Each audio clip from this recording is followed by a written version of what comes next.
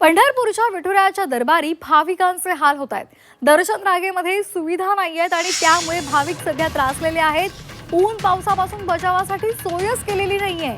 लहान मुलं महिलांची ते मोठी गैरसोय होते।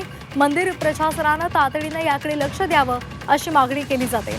तर सध्या सुट्ट्याचा हंगाम आहे। अनेक जण देवाच्या दरबारी जात असतात, विविध देवस्थानांना भेटी देत असतात।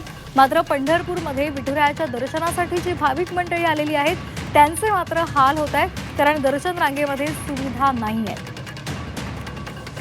आम्ही अहिल्यानगरमधून आलो। आम्हाला येऊन 4-5 तास झाले तर लाईनला उभं आहे। आता पाऊस चालू झालेला आहे।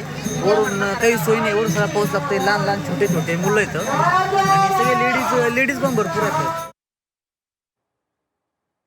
तर दर्शन रांगेमध्ये सुविधा नाहीयेत आणि त्यामुळे भाविक त्रासलेले आहेत।